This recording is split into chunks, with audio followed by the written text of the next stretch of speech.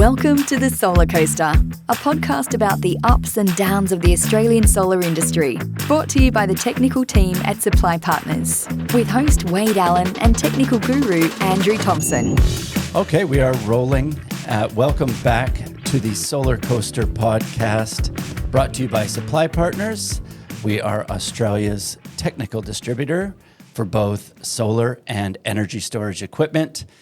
And we bring you both technical and sales support to help you navigate your way through this crazy Australian solar industry we call the Solarcoaster. I am your host, Wade Allen. As always, with me, our technical guru, AT. How you doing today, buddy? Doing great. Yeah, excellent. Good to hear. And today we've got yet another excellent guest for everybody to listen to. I don't even know really how to describe you, Lindsay. You've been in this industry almost longer than anybody I know. But Lindsay Hart from Selectronic is here today. Thank you for being here, Lindsay. My pleasure, Wade. It's great to be up here in Supply Partners territory and great to be in Queensland. Right? How nice is the weather? It is very nice. Well, it's not too bad in Melbourne right now. It's summer. Well, it's 38 degrees today, blowing a gale, and we're going to burn. So, yeah, should be a good day. So, tell us a little bit about yourself, Lindsay. Where are you from? Where'd you grow up? Oh, some people say I've never grown up, okay. Which is, an interesting argument that I get thrown at me. But from a personal point of view, or like, right back, are we talking where I was born? Or yeah, where were you born? I was born in Scotland. Really? I was, yeah. So we can flip any time you like to talking like, but you won't understand much of what I say. Yeah. No, born in Scotland, come out here as a £10 POM at about 1967 or something like that on the Fair Star, the fun ship. And then, started my apprenticeship at Selectronic when I was 16. Geez, what year was that? 78. Do you care to admit? Yeah, 78? 78, yeah. So, wow, Selectronic's been around for a bit? Yeah, they're just almost as old as me, so they're 1964. Wow. Yeah. So that's 60 years this year? This year, yeah. Well, happy birthday. The big one. Happy anniversary, not birthday, but yeah. Yeah. So tell us, okay, you started your apprenticeship there? Yeah. Then what happened? We were actually a transformer company. So I was working on the factory floor and had the dubious distinction of being the first apprentice to finish his time. So the company was, at that age, 14 years old. For some reason, they'd had lots of apprenticeships come through, but nobody had really finished their time. Okay. And I was the first one to finish, which was kind of nice. And from there, sort of as a tradesman for the next few years, then I got married, really need to make more money, all the things that go with marriage. And I don't think that was you thinking that. You're being told that, yeah? No, never, no. Well, this will be public, so I can't say it too much. No. Went for myself for about 3 years, and then I was invited back to Selectronic, actually, which is why they did that, I don't know. And so I came back there as a technical sort of sales specialist for about 7 years, and then went to the other side, went to the dark side, and headhunted to Solar Energy Australia and started up their inverter division. And that was one of those rides where you think, I can do this. They were based in Sydney. I was still in Melbourne, so backwards and forwards regularly to Melbourne to Sydney. Yeah, it's great, but then it wears you down after a while. So about 6 years there, which is real enjoyable, learn a lot. I think every time you work for a new company, a new manager, you learn something all the time. Yeah. You've got to keep moving to keep progressing. Absolutely. So then I was again asked back to come back to Selectronic in 2004, and so 20 years. Been 20 years then. This time around, yeah. Shit. Yeah. So it's safe to say this is where you're going to finish. I never like to talk about tomorrow. Who knows? Finish is such a complete word. I don't like it. Yeah. Well, you've been sort of the face of Selectronic for me personally ever since I've known the brand, which has been 13 years now, 12, 13 years. And you've always sort of been that person that I can lean on when it comes to Selectronic. So, do you actually have a title, or is it just like, I'm the guy? That's a really good comment. I actually do have a title at the moment. It's not on my card because it depends on what I'm doing as to who I want to be. For instance, if I'm not an engineer, but I'm reasonably technical. That's how Andrew and I feel. Yeah, just learn by experience, solving problems. Yeah, absolutely. And hands-on, I think a lot of us are that way. You learn by doing things, and living off the grid myself, it's just a great learning curve. Still is. Every day you're learning something. Mm-hmm. And so I've now got the title as commercial director, which basically means that everybody who is touching our customers, I will direct to make sure that how we're doing it is appropriate. Whenever you touch your customers, you want to make sure it's appropriate. You have to be very mindful of that these days, yes. I wonder where that'll end up. Yeah. It's something that has the sort of the wise old owl. I mean, I'm predominantly the face, but there's so many people behind myself and others in the team as well that make the team what it is. Because it's all the sum of the individuals that make the team. And that's a really good thing when everything's going well, but also as well if things go pear-shaped, it must be a bit of a burden on you as well when you do have a whole team of people behind you. It is. I think the industry these days is more challenging than ever. So yes, I guess I would be the sort of the fall guy when somebody, because you've been around for a while, if there's a problem and it's not getting solved, or somebody thinks has an unrealistic expectation, it's on the phone to me. Yeah, sure. Yeah, and you got to deal with that. I had another one just on the way here in the cab this morning, and you've just got to deal with that. And they probably got your number from me. I tend to give it out. Yeah, thank you. Yeah. Look, at the end of the day, somebody's got to be responsible for it. I'm the sort of front of house responsible, and then obviously Rod, our CEO, looks after all the back end type of stuff as well. So it's just a team effort. Mm-hmm. So it's just for those listening that haven't either even heard of Selectronic or put one in, let's explain the company and its origin a little bit. So you started as a transformer company in 64. 64, yeah. And at what point did it transition to making bidirectional inverters? Yeah, it's actually, I think it's a really good story, and I'll answer it because you've asked me, but I sort of think, people are sick of hearing this story, but the people who are in the industry today weren't there 10 years ago or 15 years ago. Absolutely so not. Happy to share it. So, started as a transformer company in 64. It was run by Brian and Lois Scott, just a family company out of a little shed. Mm-hmm. And in those days, we actually did much more manufacturing in Australia. We made TVs in Australia. We made radios. Wow. We did telecommunications. So we were making anything that was a wound component, anything that had copper wound around something, we were making. So companies like NEC, Fujitsu, Philips, they were our customers, and that was our business. In 1970, late 70s, we started doing a lighting inverter, where basically a fluorescent light would run off DC for maybe exit lights or houseboats, that sort of thing. And the reason that we did that was because it's quite an intricate coil that was involved in creating that little lighting inverter. So for not much more, we could actually make the circuit board and make a product. So that was good for a couple of years. And then in those days, they used to put together a magazine where hobbyists would be able to build a product. And so it would be designed by some engineer in the back room of a magazine, and then hobbyists would go to places such as Dick Smith, would you believe, to get their component kit and then put together this product. And there was one of those which was a 300 VA square wave inverter. And we got approached in 1979, I think it was, 78 maybe, hey, can you make the transformer for this? The transformer's not very efficient that's in there now, and of course when you're talking about using battery energy, you have to make the most of it. You can't afford it to be inefficient. So we started making a transformer, designed a better one, which was done through Ken Scott, who's the son of the original Brian and Lois. And we were selling lots and lots and lots of these transformers, and then Brian and Ken sort of thought, there must be a market for inverters. So we started 12 months, I think it was. Ken and I put together, and 12 months, when I hear myself say, I think, wow, I'd love to be able to do an inverter 12 months now. Yeah. But that was from basically Ken would draw up the circuit, and then I'd put it together on VeriBoard. Then he'd test it, blow it up normally. I'd rebuild it, and we went from there. And then 12 months later, we popped out a 360 watt inverter. Okay. We thought, we'll knock this other one out of the park, 360 watts. And it was a complete flop. Because we hadn't done any market research as to where these things were going. Okay.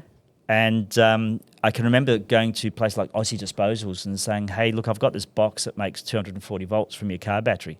It was like trying to say, what's this white man magic you're talking about? 240, right. But it's the car battery is 12 volts. Mm-hmm. And the conversation went, hey, oh, that's great. So I could run my floodlights at the camp. I said, well, yeah, you can, but your battery's going to go flat really quick. Oh, yeah. Okay, that's no. Oh, what about those new fluorescents? They're a bit more energy efficient. Well, we were talking about a square wave inverter. You can't run an inductive load like a fluorescent on a square wave inverter. So no, we can't do that either.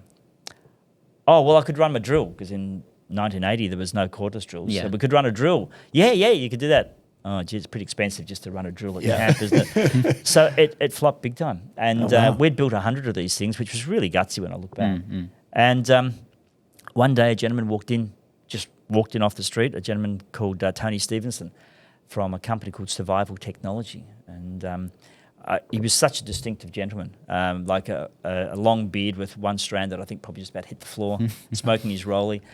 And he said, I hear you guys make inverters. And I probably looked down my nose at him, I'll call it our middle class nose. You were young. Yeah. Young and, yeah.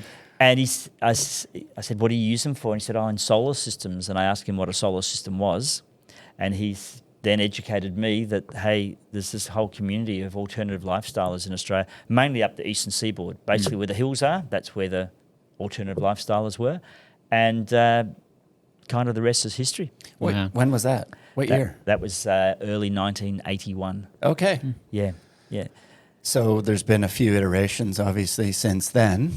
To where we are now. Just a little bit, yeah. A few struggles along the way, as you've already described. Yeah. But for the company to have been around that long and still be going and have going, you've seen more change in this industry than anybody. It's unbelievable. It is something we're incredibly proud of, that we've been able to last that long. And we talk about the solar coaster, but manufacturing in Australia is a coaster on its own as well. Yeah. A complete coaster. So we're really proud, and people think manufacturers are often make big profits and all those sorts of things. I wouldn't call us that kind of a company. It's had some incredible struggles where suddenly maybe a market changes for whatever reason, because all our business pretty well is battery storage. So 75% of business is off-grid, 25% is on the grid. But those changes that we've seen with manufacturing challenges and new products coming in, etc. So I was at SEER yesterday here in Brisbane, and there's a bit of a presentation that actually went through a little bit of that history. And there is some fantastic history in our industry in Australia. Like, not a lot of people would probably know that people like ARL, just down the road from Supply Partners, actually invented maximum power point tracking. Electronic were a couple of years behind us. 1984, I think they started. So we had 2-3 very long established companies, all with Australian technology, which is just, we forget about that. I've mentioned it before on this podcast that my old man being from Australia, so I grew up in Canada, but having to listen to him tell me that almost everything was invented by Australians is hilarious. But here we are, you're proving that point that there is a lot of innovation here. And it sort of segues to exactly what I wanted to chat about, and that is Australian manufacturing and how different it looks today to back then, and just how important it is that Selectronic is still around and you guys are still manufacturing here. It must mean a hell of a lot. It does. It's something, as I said before, we are just so proud of, and we probably sometimes gloss over it a little bit and realising what we do. But when some people talk about Australian made and what actually Australian made is, I do chuckle a little bit. But Australian made for us is really simple. From when we sit down at a table like this and say, hey, here's an idea, from that point to when it actually rolls off the production line and into supply partner stores, that's all done here in Australia. Yeah. The whole thing. So we have our own R&D department, which is all based in Melbourne. Everything from R&D, production, the whole thing is actually Australian made. Sure, we have to buy some components in. You can't avoid that. But metalwork, we actually worked out that the amount of people we employ is at the moment around about 80 people. but then the amount of people that we employ who do our metalwork and our cardboard boxes and all those sorts of things as well, the contractors, there's quite a number of more people that we actually employ. So it's more to it than just a kangaroo on a box. Absolutely, but it does symbol the fact that you're creating jobs within the country. Everyone's paying taxes. That all that money is staying here. Yeah. There's also sort of roll-off effects of Australian manufacturing too, where there's a massive reduction in environmental impact as well, which plays right into exactly what we're trying to achieve here with the renewable energy industry. Yeah. Not having to ship things all over the world. Heavy things, that is. I'm not sure as far as your manufacturing processes go, but I do know, at least like with mounting systems, that products that are kind of manufactured in Australia, there are certain things they can't do. I might be wrong, but I believe I've been told that anodization of rails is illegal in Australia because it's kind of harmful for the environment, yet they'll do that overseas. Is there anything that maybe is the same as far as your manufacturing process? Not particularly that I'm aware of. Maybe lead soldering or maybe an issue there. But what we have to make sure that we maintain is the appropriate regulations and standards. There's no questions on that. And, there's a lot of, you're quite right, there's a lot of testing that gets done in other parts of the world, which is not kosher. And we play by the rules. And that has hurt us sometimes. There's no doubt about that. It's going to have just the way the world is, unfortunately. Yeah. But you're quite right. Your point about, hey, what's the true environmental impact of a product? Cradle to grave. And when I personally look at the industry, 20 years ago, it was full of people with passion, and they cared about the environment. That's what they were there for. Yeah, sure, you're going to make money out of it as well, make a profit to pay everyone's wages. Probably not as much of that now, but we still try to make sure we think about that. If a product lasts for 5 years, its environmental value is significantly different to something that lasts 20 years. And we're hearing regular stories, which is just so heartwarming for us. In fact, one guy told us yesterday that he had been up to Cooktown for an inverter that was about, it would have been 20 years old. It was stuck in the mud with a plastic bag over it, and it was still working. So he's made a little box for it, pulled it up, put it on the wall, and it's still working. So, that doesn't go to recycling. It doesn't have to have all the energy for recycling. So, we do try to look at that complete picture about how we actually make an impact. Now, your number one product, obviously, is the SP Pro. Yep. Right? So that's your big battery inverter, your bidirectional off-grid inverter, but it still works in hybrid as well. Yep. When was the Series 1 the first one? Yeah. Yep. And when was that invented? So we started talking about it in 2004. Okay. And then we knew we had fallen behind the market in 2004. So we had a lot of bidirectional. We actually had bidirectional inverters because we purchased a company, I wasn't there at the time, but we got together with a company called Power Solutions Australia. And again, some of the great history that's actually in Australia, people such as Dale Butler, James Brown, people who actually were really pioneering bidirectional inverters. So we purchased, or as they got together with them, about year 2000, and then 2004, right, we've got to do something new. And I remember the conversation, we sat around saying, what do we do? Do we do a grid inverter, or do we do a battery storage inverter? At that time, the government had really incentivized rooftop solar, so we could see that, wow, there'll be a lot of business there. What if the government changes its mind next week? They don't do that. No, they don't. If we had have gone down that path and they did change their mind, we're not here now. Exactly. It's as simple as that. Yeah. Because product development we don't talk in hundreds of thousands. It's millions of dollars to do anything that way. So we thought, well, why don't we take our core business, which is battery storage inverters, and build on that? But let's just be a little bit smarter, and we'll make something which also does grid connect. So we were trying to be a smarty pants, so you won't say, let's do off-grid and do a product that can go on the grid. So at that time, we felt we could get a differential of about 20%, and we thought that was reasonable. We thought people would pay 20% more to get a product that could also work on the grid. But then as the volume of solar inverters got higher and higher, and their prices came down and down and down, then the differential was a bit greater, Yeah. So Series 1 was 2004 is when you went back. That's right, yeah. So obviously one of the things that we identified was putting the the wherewithal with a new product range. So we sat around and said, right, what is it we need to do? Listen to the customers and find out really what it is that if we make this, will that be a winner? Yeah, and that's a challenge we accept gleefully. When we talk to customers, we need to know what they're saying. We need to hear what they're saying, but we need to know what they're really saying. And as an example, somebody would say, look, if you made one of these, I'd buy 1,000 of them. But it'll be $2,000. Oh no, not at that price. Type thing. So really understanding what the actual challenge is, and then listening to that. So Series 1. So about three to 4 years to develop that, and then it we probably pulled it up a little bit short actually, because there was a couple of features we still wanted to do, but we hadn't yet finished. So 2008 it came out. Yeah, and obviously there's some still kicking. I still get people. Some. Yeah, well, most. Yeah. I get offended when somebody tells me this is no good anymore. Yeah. In fact, we personally take it quite hard when we see systems that might have a battery that needs replaced. Yeah. And system designers with maybe not enough knowledge come in and say replace the lot. Mm-hmm. They should be taken out the back and shot. Yeah. Well, you're adding more things into your house, like EV chargers now and more televisions, so you might have to upgrade. There's other reasons. Upgrade and then recycle, repurpose, I should say, the inverter, sell it on eBay, because there's always somebody who's going to want it. Absolutely. You don't need to, it doesn't have to end up in landfill. How long did the Series 1 go until Series 2 came out? So that was about 3 to 4 years, about 2012.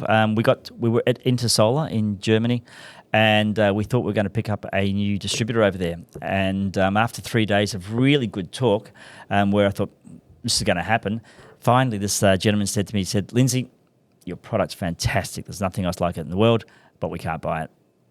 And I've just gone into what the type mode.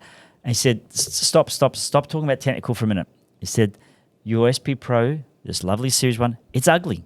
Look at it. It looks like it was made in a Russian car factory. Yeah. And he said, my Italian friends will not put this in their garage next to their Ferrari, and the Germans won't put it next to their BMW. And so we sort of, on the plane home thought, what would the Italians know about style?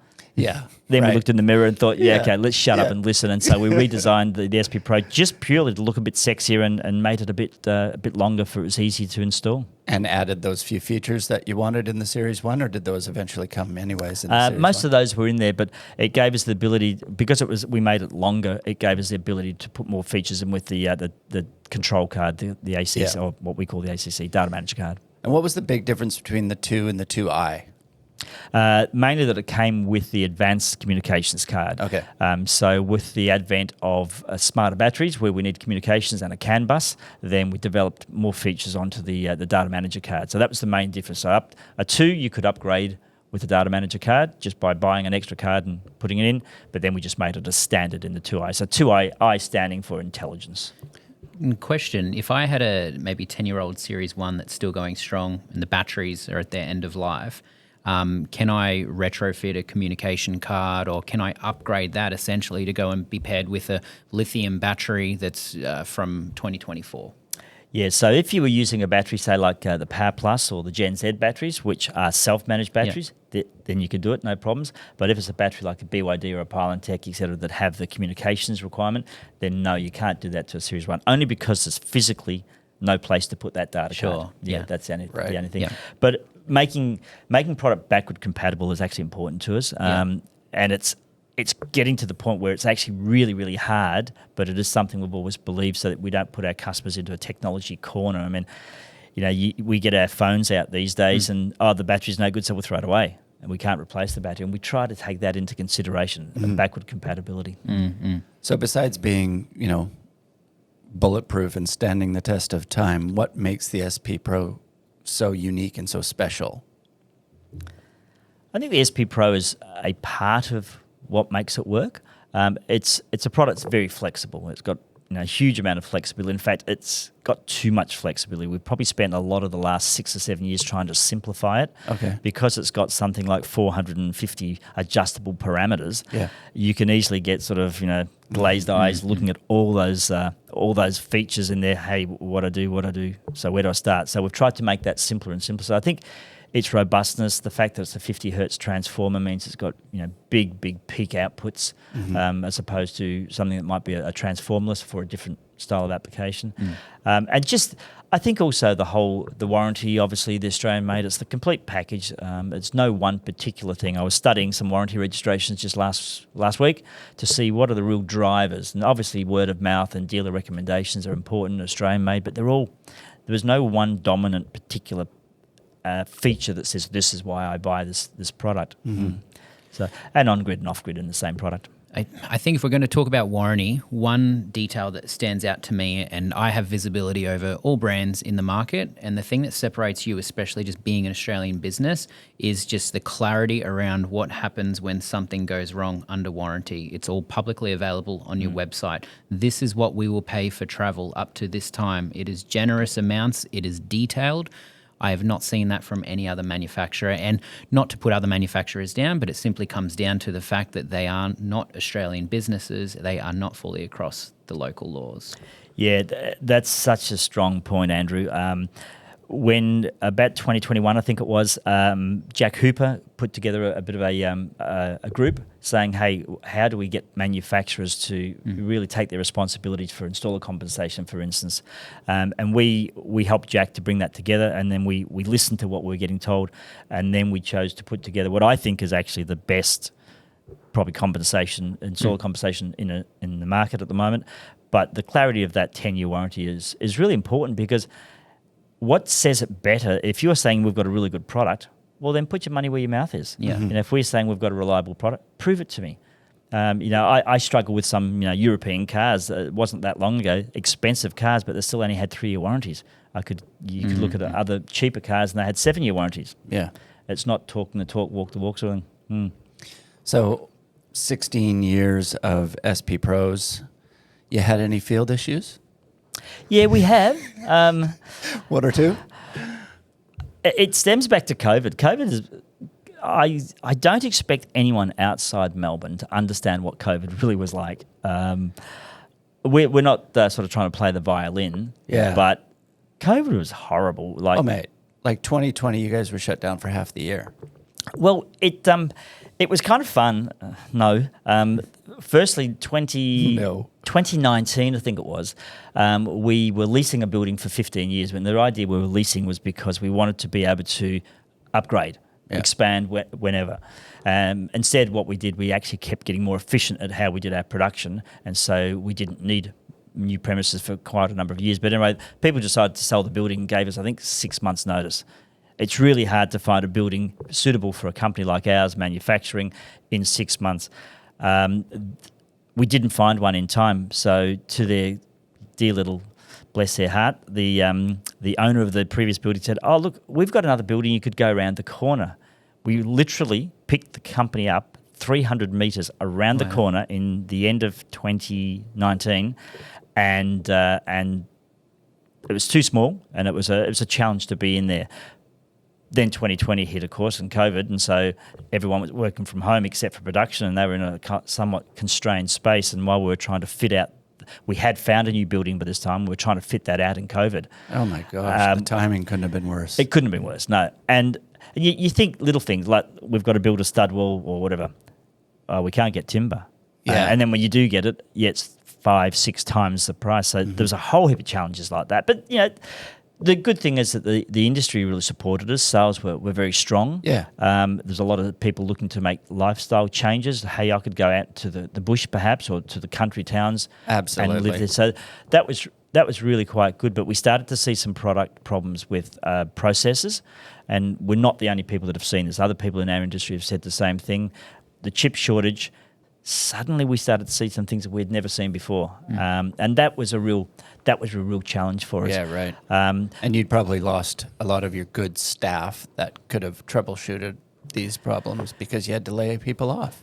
Well, it was there wasn't so much laying off, because what we did is immediately COVID started, we made a group decision to go to 4 days a week straight away. Okay. We didn't know where this was heading, so let's just cut it off before it becomes a problem. We have to lose people. So 4 days a week to reduce our cost, and we all agreed on that.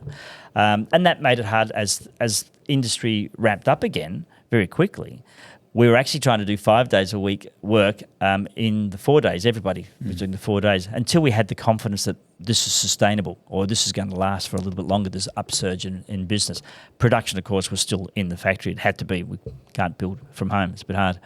So, yeah, they were challenges, but working from home has real issues. And as I said, Melbourne, when you're told that, you can't actually go outside this 5 kilometre radius and you can't do this, you can't do that, it got to a lot of people. Depression, anxiety. I know myself, I probably became a different person than that. Like the CEO, Rod Scott, and myself get on really, really well. We could have both killed each other that year. He admitted to me that he would have happily showed me the door, and I told him I'd be happy to take your job and put it where solar shouldn't be. But we got through that. Earmuffs, Rod, earmuffs. Yes, yeah. So they were challenging times. Did you have a turnover of staff just naturally? Yeah, we lost most of our R&D team. Wow. And our tech support team. Okay. And the amazing thing was you'd say to them, "Oh, where are you going to work?" Nowhere. And that was just the mindset that a lot of people in Melbourne had through that horrible winter. Like normally I'm travelling around for winter as well, so I've never actually spent a winter in Melbourne. And it's a horrible place. The weather's crap. Oh yeah. Why do you think I'm in Brisbane? And then on top of all the other problems we were having, so yeah, we lost a lot of the experience out of our team, which really did hurt. Yeah. And we've had to rebuild that up again. And at a product like ours, you can't put that experience just on young shoulders straight away. And so we've been having to invest, and people like myself are having to play very much of a mentor role to get young people who have got the right attitude and the right desires. Yeah. And when we hire people, we have this sort of unwritten rule in Selectronic that, and I'm sure supply partners are very similar. In fact, I'd be positive you are you a Selectronic person? Mm-hmm. You might be, you might have letters after your name and you've got all this experience and qualifications, but if you don't suit our culture, then it's not going to matter. So 100%. So we're very strong on that. The key thing as well is even if you have the best onboarding, the best training regime, at the end of the day, it's still going to take a lot of time and just hands-on and solving problems before all of that information that they've digested actually cuts through. Yeah, and you underestimate it. We have little bets internally about how long it takes to bring somebody up to speed in a company. And some people are more optimistic than others, but it's normally sort of really, depending on the role, anything from 6 to 18 months before they're really... I'd agree with that. I'd say more, well, depends on what they're doing. But yeah. I felt comfortable here after 3 years, I think. 3 years. Yeah. That's how long it took. Because this industry has a lot to learn. Yeah. There's so many products and so many things can go wrong. And then just when you're around one of them, they bring out another version and it's completely different or something along those lines. I also wanted to touch COVID, it impacted all of us. And if it didn't impact you, you're lucky. It also probably played a big part for the issues that you were talking about with regards to the chip shortages, because we heard it from everyone, and it was because international relations changed during COVID too. Mm-hmm. Like supply chains dried up. Who knows what was going on? Like we're buying from that person, but who's that person buying from, and what are they doing in order to get that part? And scrubbing of boards I've heard that was happening, and like all this crazy stuff. Yeah, counterfeit products we've heard of. Well, one of the problems that we did see in our product, we hadn't changed that part of the product at all. There had been no change at all, and so we had this issue.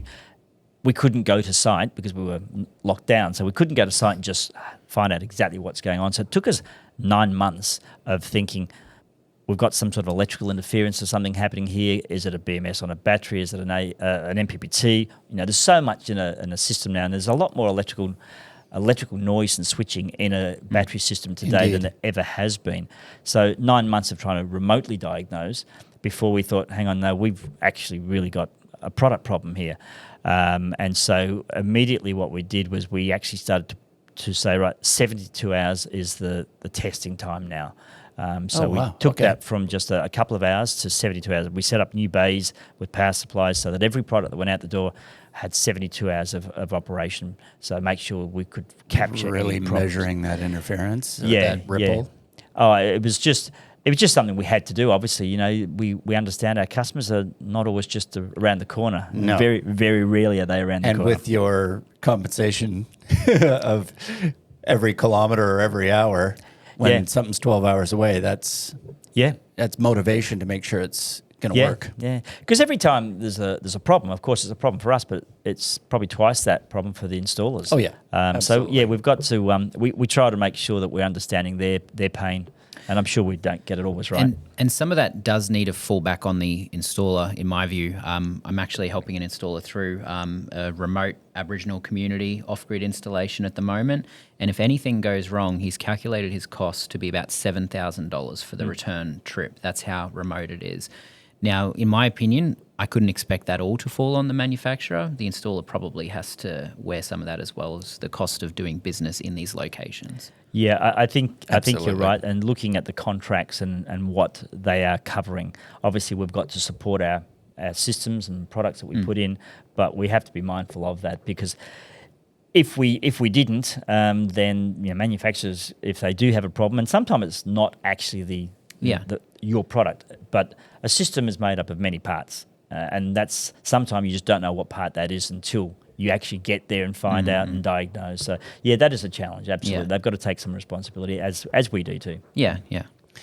And like everything in life, I firmly believe this: the bigger the breakdown you're having, whether it's personal or business or whatever, on the other side of it, if you're resilient, is the bigger the breakthrough. So you guys have had a lot of challenges since COVID, and you've stayed there, you've worked through it, you've improved, and there's going to be an amazing, breakthrough on the other side of this. What sort of is the biggest thing that you see that has changed in the culture of Selectronic since COVID? I think there's a new energy internally. We've got a lot of new people, so whilst they may not have all of the experience, they've got new, fresh ideas. They've got new energy. Like I work in the marketing part of the company with a couple of people that I just love working with them, because we come up with these ideas. We have a social media meeting, for instance, every week, and we just throw around, nothing's off the table. And then these young people go and make it happen. Yeah. And it's fantastic, some of the ideas. Young people, I love it. Because those two. I mean, they're a couple of, they are a couple of creative young people, but they're creative, and I may be sort of creative at times, but they can make that and turn it into something better and actually make it happen. Yeah. So gorilla suits and things may be part of that. Do you need drumsticks when you're in those meetings? Is that your creative sort of muse? No, drumsticks don't normally come into work too much, but no, try to keep them separate. Fail often, but no, just a whole attitude of nothing is off the table. Yeah. We did a couple of carpool karaoke when we were going to SCIA last year. Amazing. And it's just like, where does that come from? Somebody said, let's do karaoke, and then I'm thinking, karaoke. YMCA, CEIA. Oh, that works. SCIA. And then we did, Leela and I did carpool karaoke, and it gets engagement. And so a couple of people, Rosie and Paul, just make that sort of stuff happen, which is great. Mm-hmm. That's awesome. You've also, because we're in Queensland, we obviously deal with Energy Queensland, and I know SAPN is also very tight. I just wanted to ask, where is it at, or what is the problem currently with getting an SP Pro on for grid approval in these two states? Yeah, just for a little bit more fun for Selectronic. So AS 4777 2020, Part 2 2020, we couldn't actually meet. And the main reason for that was ride-through. One of the requirements of ride-through was a 60 degrees phase shift. Mm-hmm. Not sure who listens to your podcast, but if anyone can tell us if they've seen a 60 degrees phase shift, but that's the rules. We couldn't meet that. And the reason we couldn't meet it, because we've got this big 50 hertz transformer with a lot of energy in there, and actually asking that to have to put up with a 60 degrees phase shift without overloading we hadn't worked that out yet. So we were told, hey, if you go into this Appendix M, then that means you can't export DC energy from the battery, but you can get approval. So we did as we're asked, went through all the test houses. Unfortunately, the sort of left hand and the right hand of AS4777 committee and perhaps the DNSPs is not quite talking to each other, and it's taken us a while to get approval through this Appendix M for all utilities, except that SAPN and Queensland haven't yet found a way to approve us, even though we are totally approved, but just under a different appendix. Right. Yeah. Have you had a chance to read the draft of AS4777.2 yet, the one that was released at the end of last year? Is that fixing anything for you, or is it going to be providing some more challenges? There will be more challenges, but what we're tending to lean on now is a lot of relationships outside. Let's not us have to fix every problem ourselves, but can we actually work with partners, such as maybe Switched In and Catch Power and those sorts of companies, where we could get I think it's sysOS. There's a new requirement in June coming up.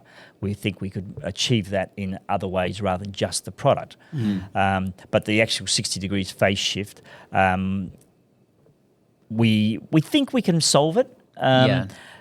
Perhaps we will wait until something new is coming along. It's a hard time. Like, as someone who's been in the industry now, I think I've been 12 or 13 years in the industry. I'm good at retaining information. I feel like it's harder than it's ever been at the moment, because networks in SA, WA, Queensland, ACT, everyone is taking their own approach to how they want things. Flexible exports. There's no unity. So it's hard for us now to be across everything, but to be an inverter manufacturer and try to meet all of these different requirements, I feel it would be harder than ever. It is really hard, yeah. So we've got different requirements in Western Australia's grid. South Australia, we're not. Victoria is different again. New South Wales, I think, might be the same as Victoria. Queensland, we're not. And Tassie is good. Mm-hmm. So, different rules in everyone. Yeah. But that's about 25% of our business at the moment, which is something we'd love to grow. Of course. So we know we've got to look at some next generation product to solve some of these issues. Yeah. What do you see, like, you're primarily off-grid 75%, but where do you see, like, the evolution in Australian energy requirements from a home perspective? Do you guys see more people going off-grid? What's the evolution of this?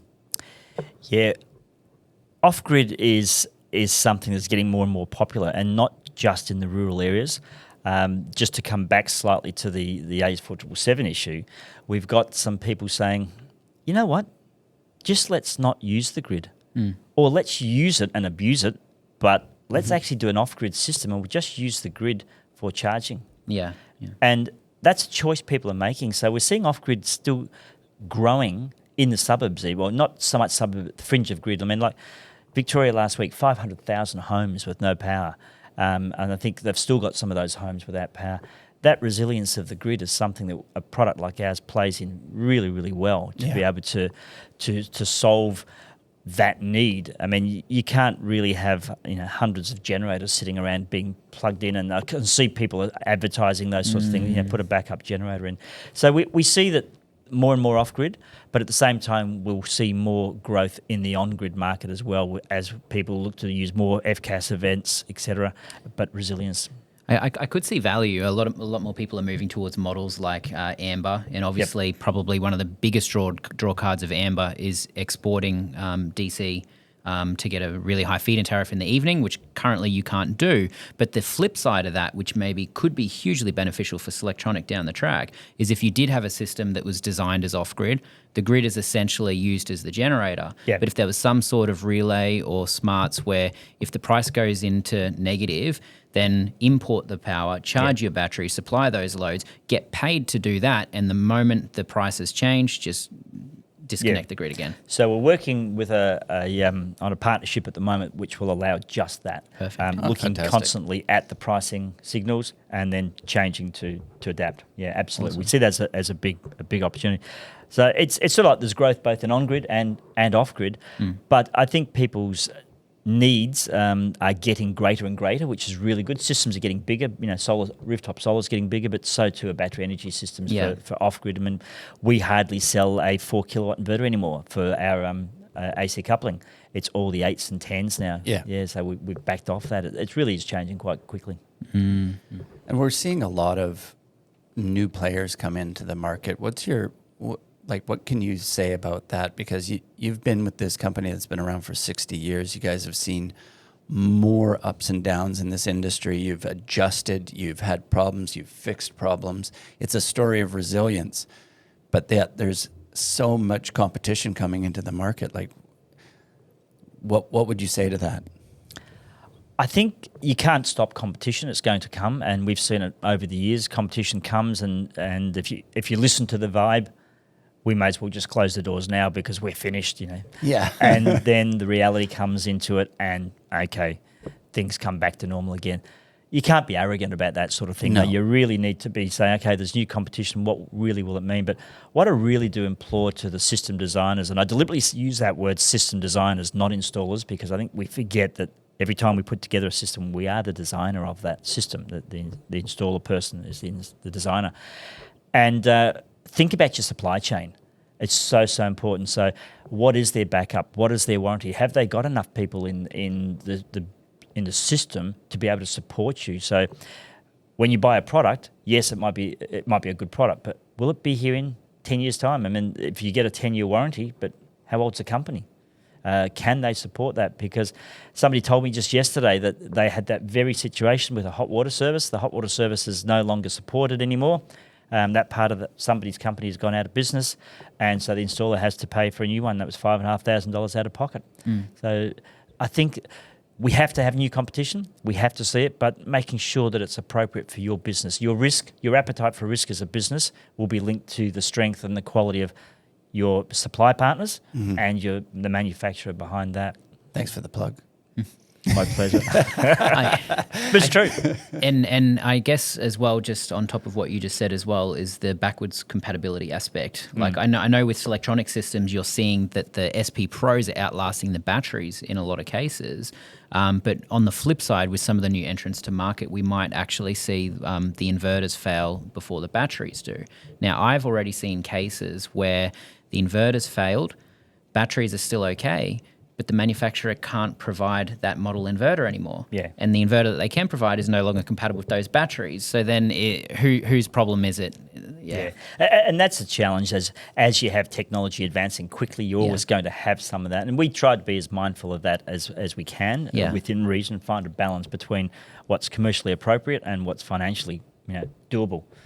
So yeah, it is a challenge. But we think that going forward, we need to keep looking at holistically. One of the things we're trying to do, where we're trying to go, is to go to a bit more vertical integration. So both in our manufacturing, so we've just put in a new surface mount line, which something like about $2.5–3 million to do our surface mount soldering in Melbourne. It used to be done in Adelaide. Oh, wow. We've done a new, a conformal coating machine, where we used to have, so every circuit board has got a silicon-based conformal coating on it.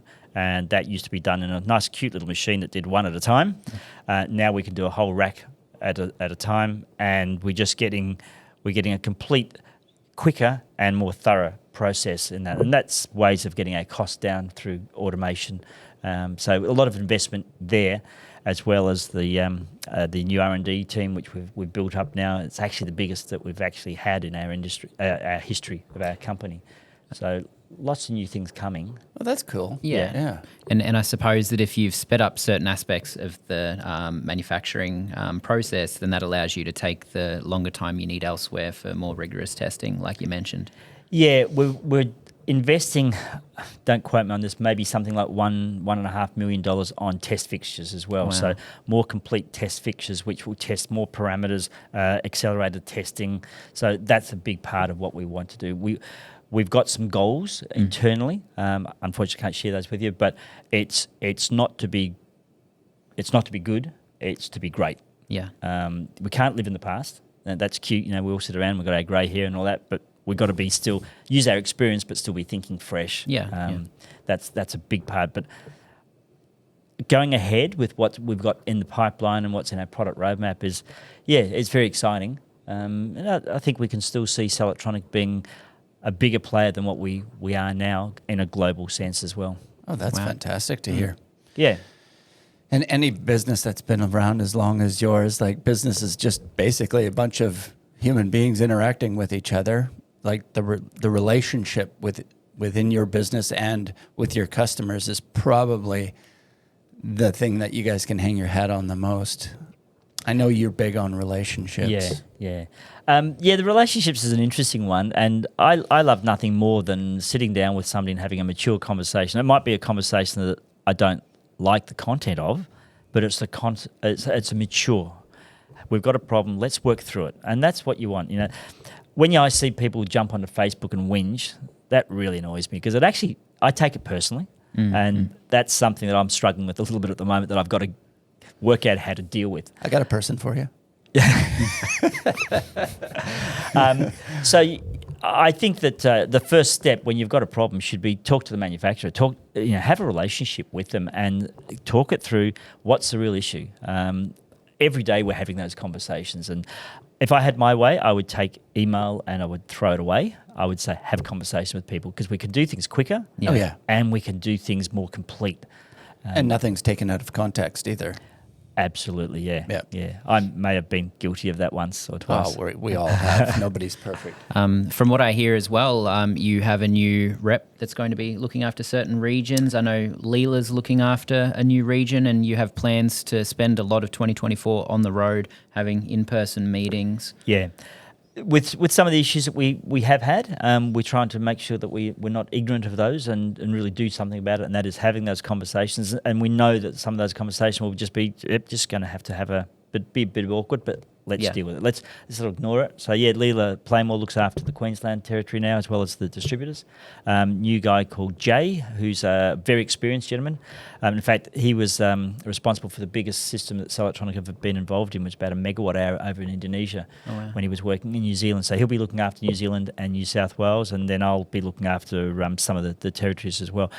Not so much at the low level, but just so we can make sure we're having the right conversations with people. Feel their pain. What is your pain? Have you got pain? Or is it just, hey, this is great, let's keep doing it? But if you don't have conversations, I think you sort of die in the water. You might do well for a little while, but eventually that hurts you. Yeah. Yeah. My wife always tells me communication is the key. So Yeah. All right, Lindsay. Well, I just want to thank you for being here, man. This has been a pleasure. And I also just want to thank Selectronic for being such a pillar in Australian manufacturing. It's inspirational for anybody who really wants to be a manufacturer in Australia to look at a company that's been around for 60 years and had gone through everything and the resilience of the company. And it's obviously built on very strong foundations. And I just want to thank you. Oh, it's been our pleasure, and we, not me, but we as a company, a team, are proud of what we do. And I know there'll be some people listening to this podcast to say, "Let me add the little shit." Bring it on. If there's a conversation to be had, please bring it on. We'll solve the problem. Yeah. So no, thank you, and it's great to have people like supply partners who think our way as well. Yeah. When we've got problems, we work through them. You're very efficient at what you do. You know what you're talking about, which is great. You two guys are a testament to that. So no, it's really, really great to work with you guys. I thought you were going to tear up for a moment there. Man, I almost did. Hey, I'm an emotional person. I'm on my own coaster here. Yeah. you are your own sine wave and solar coaster. I'm in a glass case of emotion. All right. Well, thanks, Lindsay, and thanks everyone for listening. Thanks for the opportunity. Thanks.